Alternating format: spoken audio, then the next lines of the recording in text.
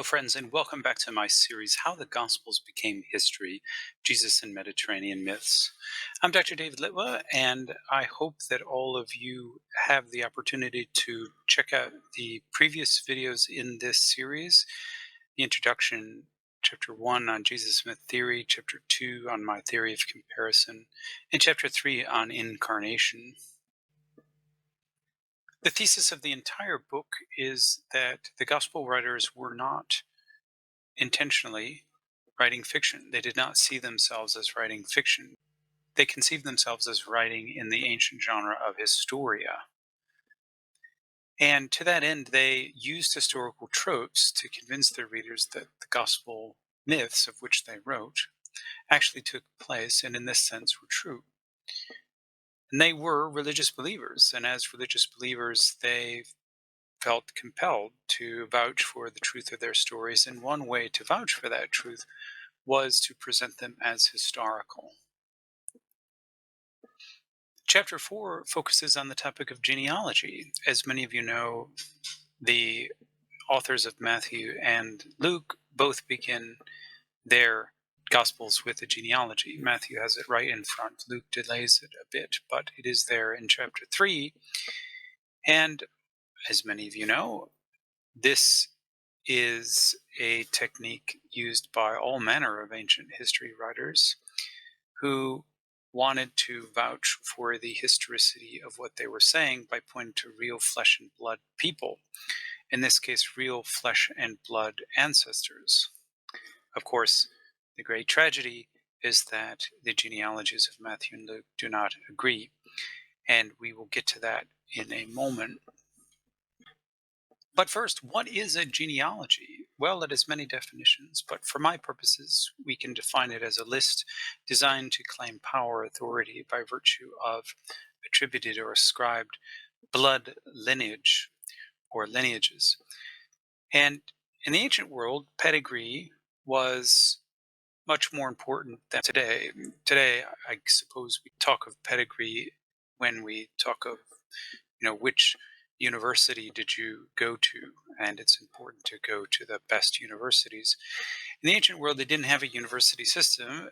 They often asked who your father was and who your grandfather was. And for those with noble ancestors or claimed noble ancestors, the whole family tree was on the tip of their tongue, and they spent good money and good time on preserving their good genealogies and, in some cases, inventing them. And genealogy is pan-Mediterranean. Both Jews and all other peoples around the Mediterranean were interested in genealogy.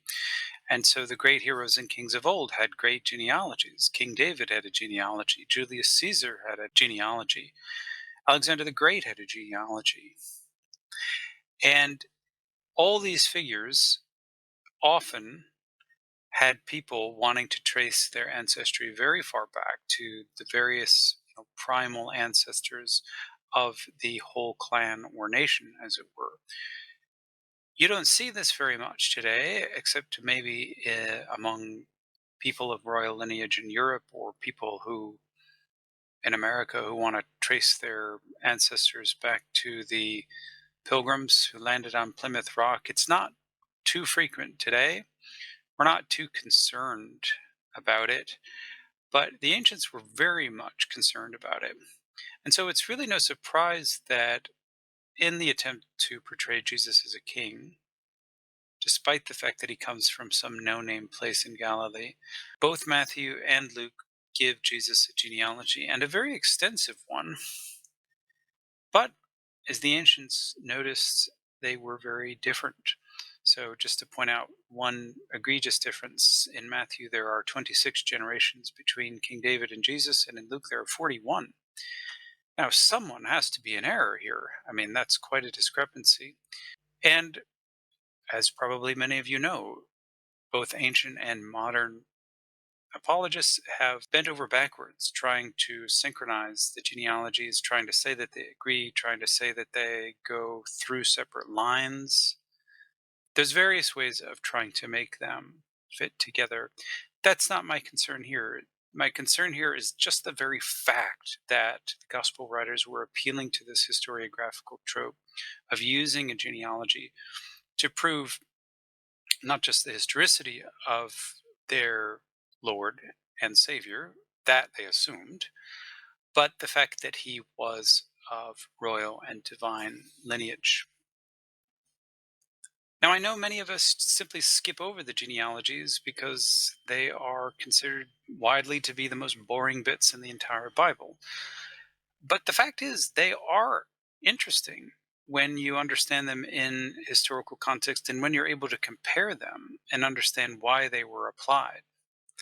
In the case of Matthew and Luke, when you look carefully and actually read the names, you'll notice that in all but two of the names, persons between David and Joseph, Jesus' reputed father, are different. This is doubtless striking. So we know that these authors had radically different sources. And this is one of those problems for the synoptic problem, because if you think that Luke used Matthew, then he knowingly generated or used a completely different genealogy. And so he knew that there would be massive contradictions. I think what happened is that the original author of Luke didn't know Matthew and so wrote this genealogy.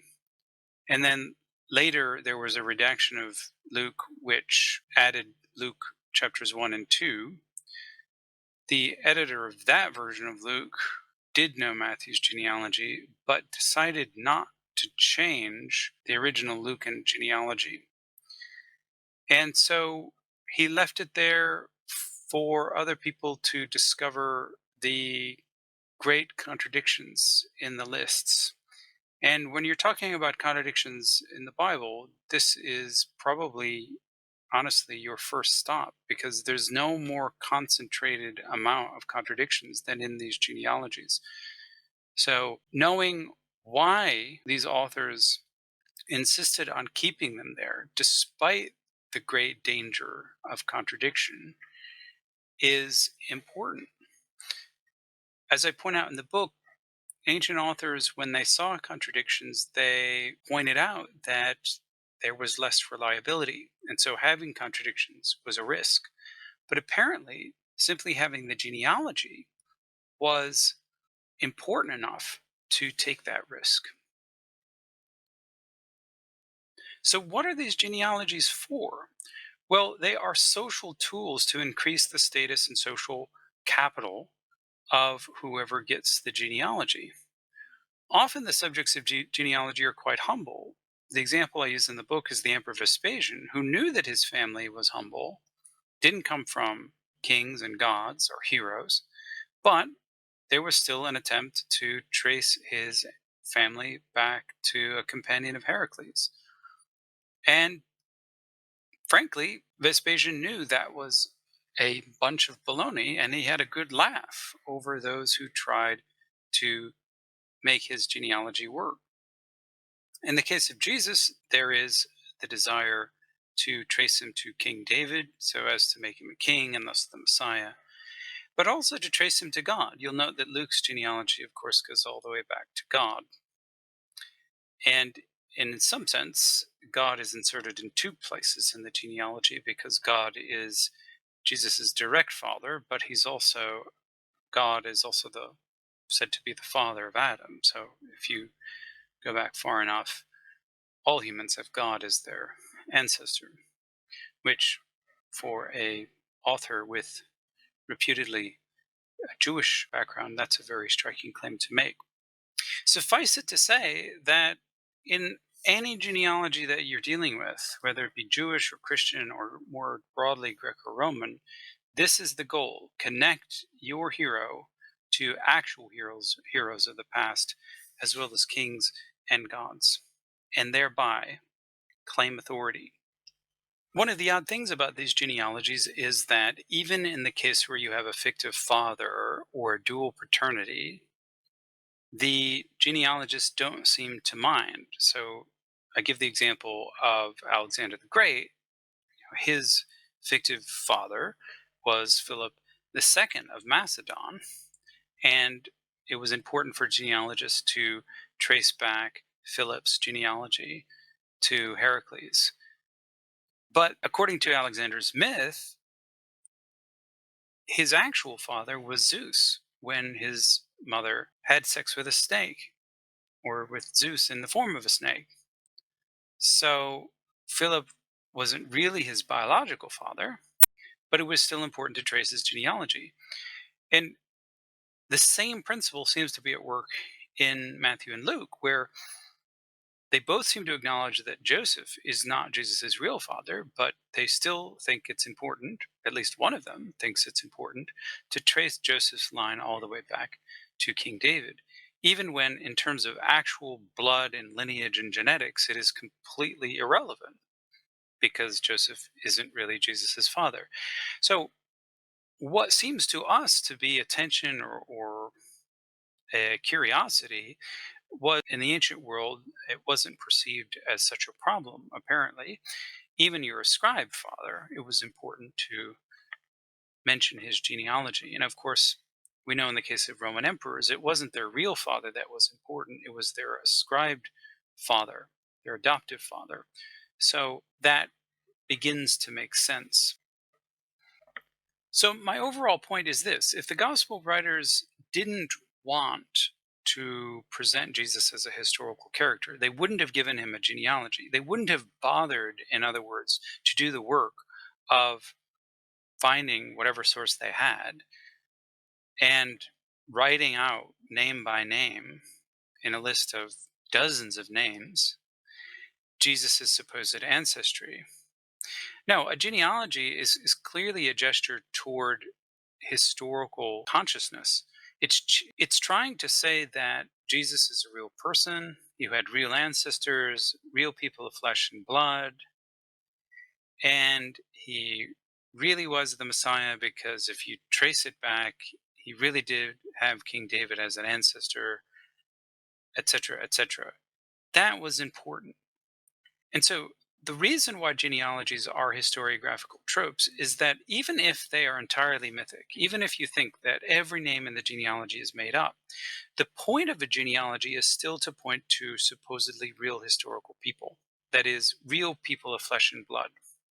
And once you've accomplished that, you have introduced historicity into your account. You have shown your intention to present your writing as a kind of historical biography, even if it isn't actually a record of things that happened in the past, even if the genealogy is completely and utterly bogus.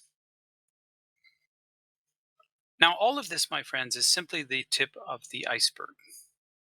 Okay, so check out the book. Here's the bibliographical information. I'll leave my Amazon page in the description.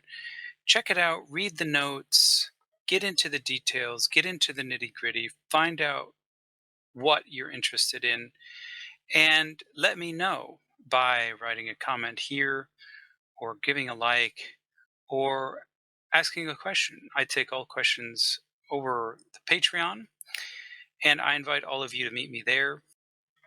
For now, I want to thank each and every one of you for having a listen.